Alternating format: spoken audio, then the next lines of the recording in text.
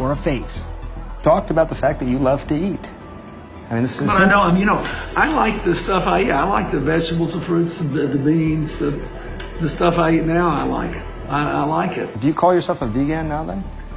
Well, I suppose I am if I don't eat dairy or meat or fish. You're doing this for your health. Is Yes, that why you're doing it? Absolutely. Clinton's dietary guides, Dean Ornish, and this guy, Caldwell Esselstyn, at the Cleveland Clinic. Every month, the 77-year-old Esselstyn holds a day-long seminar, attracting doctors and heart patients from across the country, like Sharon Kintz, a retired private investigator from Canton, Ohio. Kintz had a heart attack 6 months earlier after a coronary artery became completely blocked. What Kintz did next may surprise you.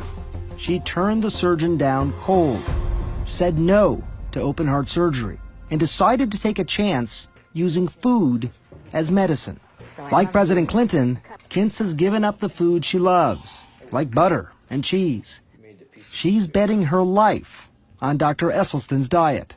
She had a heart attack. Oh, yeah, I know. You know Sharon. Oh, yeah. Doctors recommended she have an intervention. She's not doing it. Is there a downside? Could she be putting herself at risk? No. I think that's an excellent question. In hundreds of patients, data now going back over 20 years, and this most recent study about a decade, once they start eating this way, you'll make yourself heart attack proof. Going back over proof. We know that if people are eating this way, they are not going to have a heart attack. Esselstyn has won some allies, like Dr. Terry Mason, Chief Medical Officer at Cook County Hospitals in Chicago, and the city's former Public Health Commissioner. We've eaten ourselves into a problem, and we can eat ourselves out of it. Esselstyn thinks heart disease is completely preventable, no matter what sort of family history you have, simply by eating right. During his research, he came upon a stunning fact.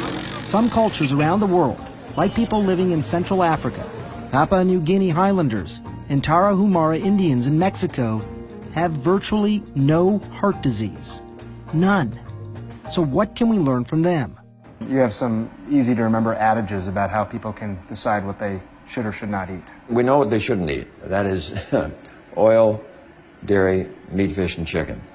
What do we want them to eat? We want them to eat all those whole grains for their cereal, bread, and pasta, beans, vegetables, yellow, red, green, and fruit. Now, what particular vegetables do we want them to have? Bok choy, Swiss chard, kale, collards, collard green, beet greens, mustard green, turnip greens, Napa cabbage, Brussels sprout, broccoli, cauliflower, cilantro, parsley, spinach, and arugula, and asparagus. And I'm out of breath.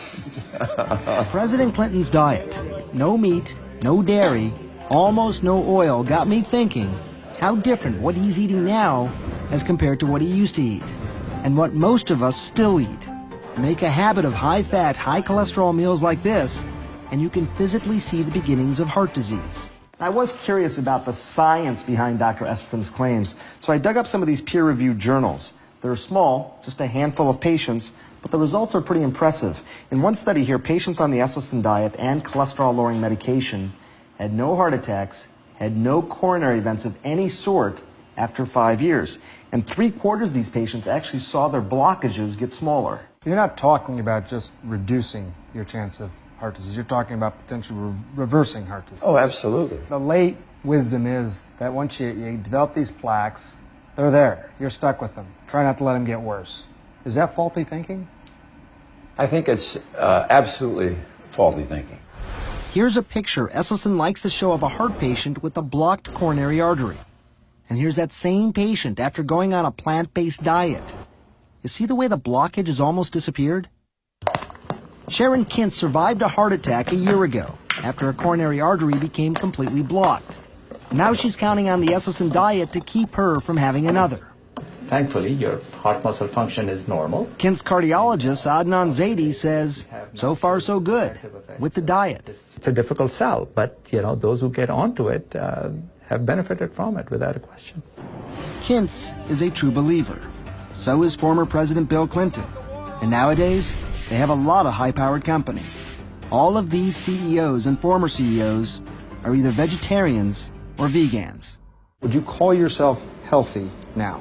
Well, I think I'm healthier than I was. I lost 20-something pounds. All my blood tests are good. All my vital signs are good. And I feel good. And I actually have believe it or not, more energy.